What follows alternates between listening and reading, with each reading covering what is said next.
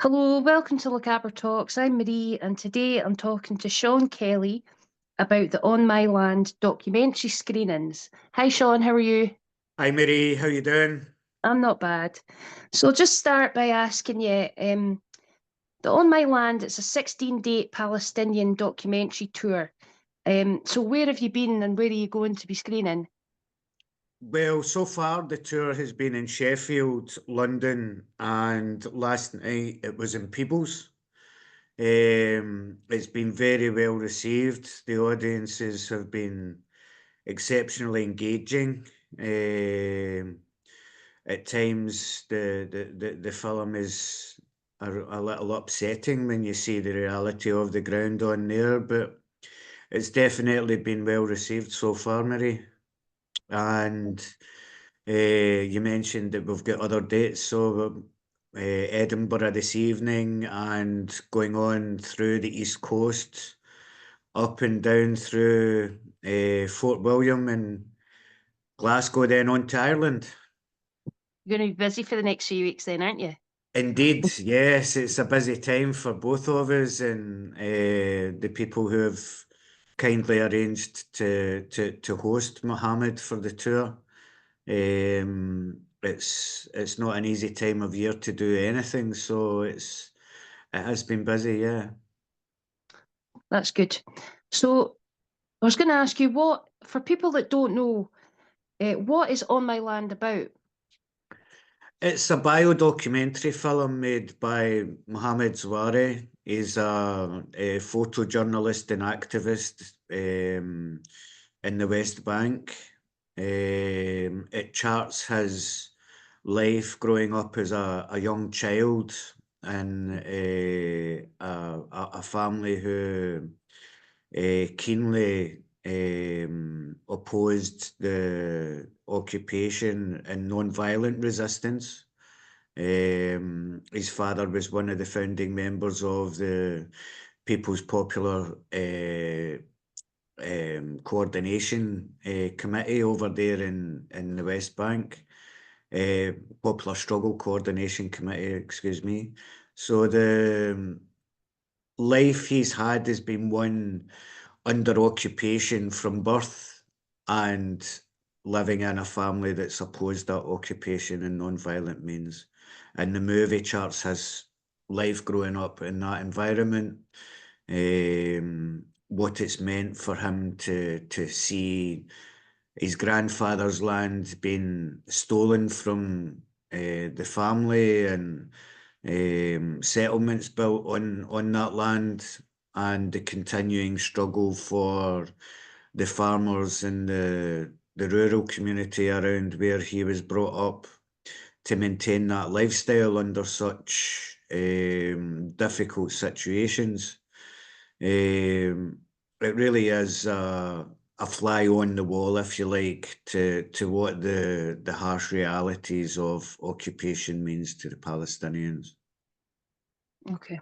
Because none of us can imagine what that's like, and I think it'll be important for people to see it, won't it? I don't doubt that this movie is an exceptionally valuable addition to any media that there is relating to Palestine.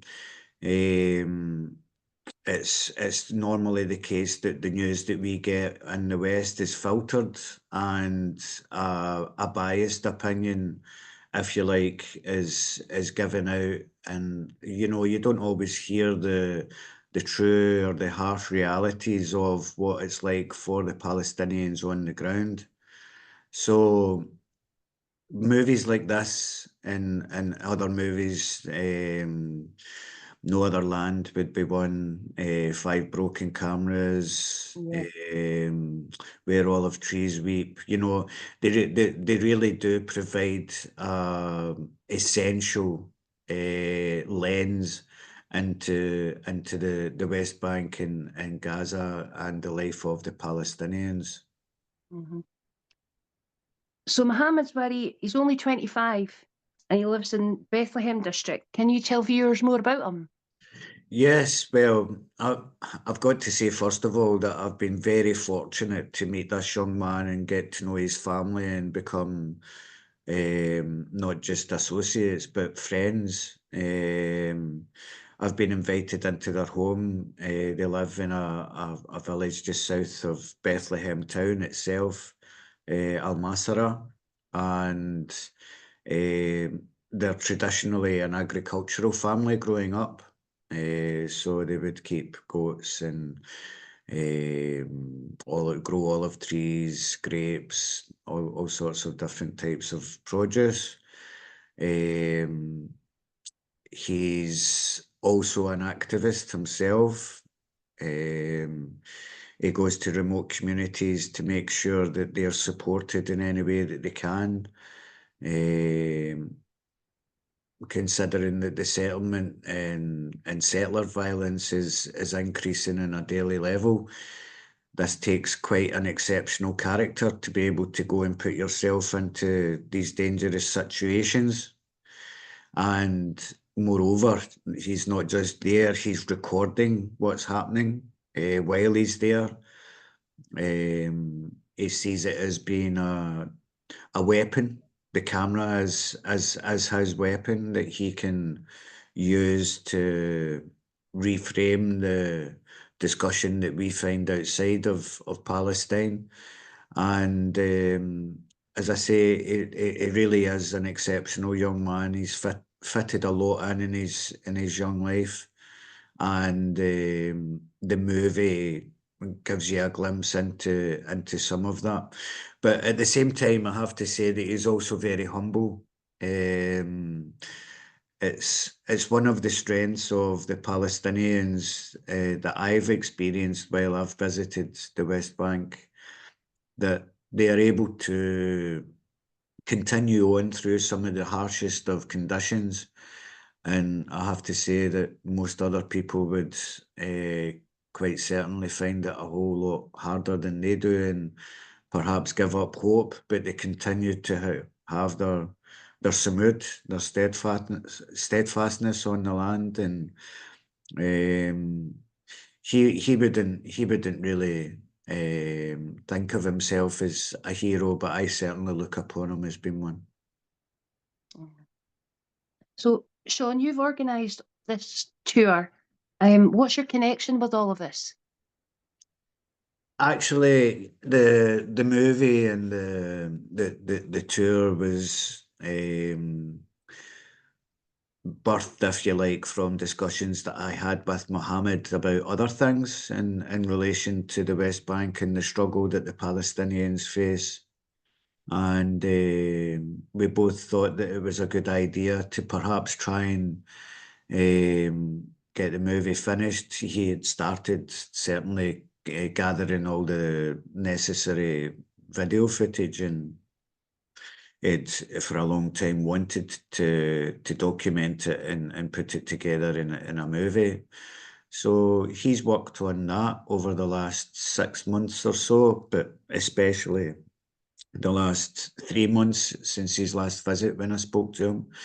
He was here doing a photo exhibition. As he's also, I don't know if I mentioned or not, he's a photojournalist as well. So he's been putting the movie together, and for my part, I've been contacting Palestinian groups to try and get them interested in promoting it at a local level and in some cases at a national level.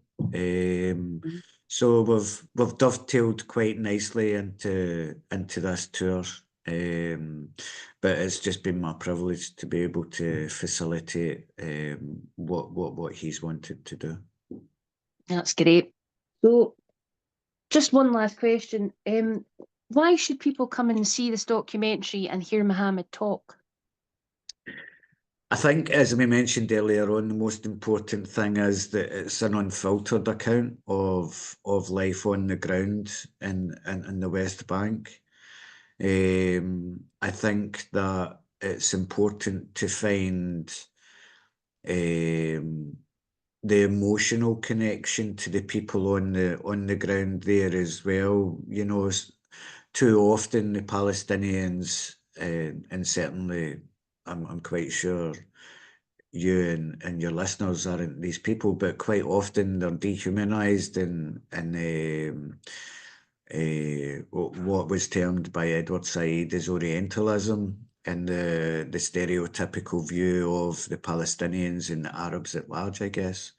So it really is an insight into the real people of the West Bank and Palestine, and also allows a further viewpoint into the hardships and the emotion of being torn from something that you love, the land. And for the Palestinians, the land is everything. So it really does bring into sharp focus for people the true realities on the ground over there. Okay. Well, thanks very much for talking to me today. And you're screening in Kilmallie Hall on the 21st, 7 till 9 p.m. And just hoping we get a good crowd to come along and see the documentary and listen to Mohammed.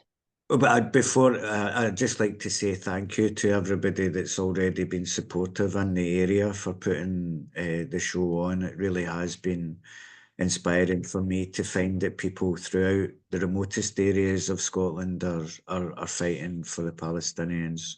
Yeah. So thank you to everybody in advance, and hope to see you there. That's great. Thank you, Sean. Thank you.